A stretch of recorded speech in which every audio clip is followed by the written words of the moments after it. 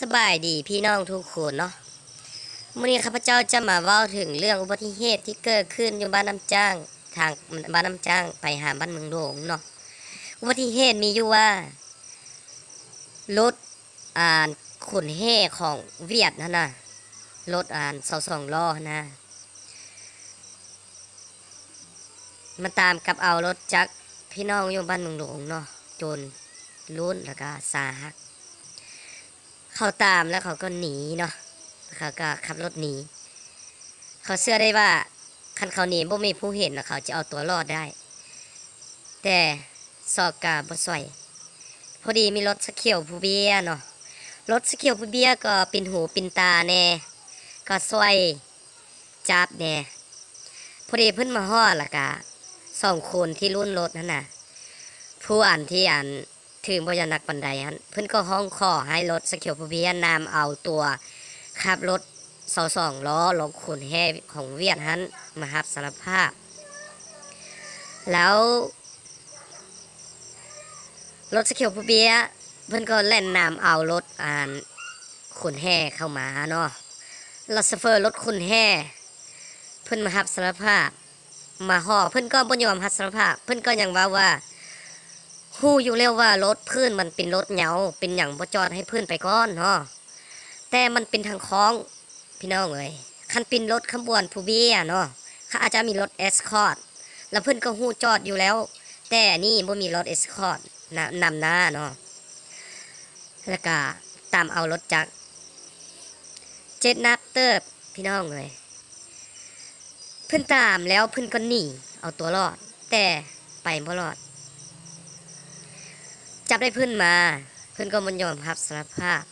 ความผิดก็บ่ขึ้นกับเพิ่มซำใดพี่น้องอันนี้คนเราเฮ็ดใส่คนเราสูงเนาะเพราะว่ากฎใหม่คนบ่ว่าเราเผ่าใดส่วนเผ่าใดก็มีสิทธิเสมอภาคเนาะอันนี้คลิปนี้เขาเบิ่งเผยแพร่ให้พี่น้องเบิ่งให้พี่น้องจะได้ฮู้ว่าคำว่าเหตุผลที่เขาตามเขาจนสาหัสเกือบตายเขาลบเอาตัวหนีเขาจับได้เขาจะเจอแบบใดเนาะผู้นั่งอยู่หั่นแหละผู้เอารถไปตามเขาหั่นน่ะนี่รถจนมุนอันเนี้ยคน2 คนสาหัสมีผู้หนึ่งนะหูเมืองไซจนขาดมุนอุ้ยปุ้ยเหนียวกล้วยตีนมุนอุ้ยปุ้ยหมอนี่แหละแล้วก็หัวฝ้าเบื้องข้างหัวน่ะแตกมืดเกือบตายแล้วมีหมอนึงอีกบ้ามัน7 นัดเติบกระดูกหักมืดเป็นห่วงไหลพี่น้องระวังตัวดีๆที่ขับรถสุนแล้วหนีบ่ยอมรับสารภาพอันนี้ก็เผยแพร่ให้พี่น้องทั้งหลายและให้พระเจ้าผู้ไหนน่ะพระเจ้าหน้าที่สืบสวนสอบสวนให้มันยุติธรรมเด้อกรณีตามแล้วหนีแนวนี้แสดงว่าตั้งใจฆ่ามันก็แม่นอยู่แล้วเพราะว่าบ่รับสารภาพตามเขา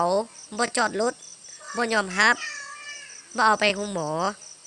รถตามกับเขาเป็นรถรุ่นนี้แหละรถรุ่นนี้แหละรถเงาๆนี่เนาะทางข้องหัวมันก็วิดอยู่แล้วแต่ทางหานเท่าน่ะมันบ่วิดมันไปตามเอารถจักรเดี๋ยวนี้เพิ่นกำลังขูนขึ้นรถฮอนไดเพิ่นจะเอาไปโรงหมอบ่ฮู้ว่าสิดีหรือบ่ดีหมอนี่มันนักเตอร์อันนี้เราสูงก็เว้าบ่ได้หยังให้กับหมอเราร่วมนั้นเขาก็ปล่อยตัวมันไปมีแต่ว่าเอาข้อมูลนำเขาซื่อๆบ่ฮู้ว่าต่อไปเขาจะไปสืบเอาตัวมาได้บ่เอามาใส่ระเบียบได้บ่หรือว่าจิปรับใหม่เงินมาเสียค่าห้องหมอค่านี่ค่านั่นได้บ่ก็ยังบ่ฮู้เนาะมีแต่ว่าป้าเขาไปเขาว่าเป็นเขาเฮ็ดถึงเขาจิปล่อยเขาเป็นเดี๋ยวนี้บ่พี่น้องระวังตัวเด้อขี่รถจักรไปมามีคุณบ่ดีตามแล้วเอาตัวหนีคิดว่าจะรอดแต่ฟ้ามีหูฟ้ามีตาเนาะก็เอาตัวบ่รอดดอก มีแต่เดี๋ยวนี้แหละอุบัติเหตุที่เกิดขึ้นน่ะพี่น้องจงระวังแล้วพบกันใหม่สบายดี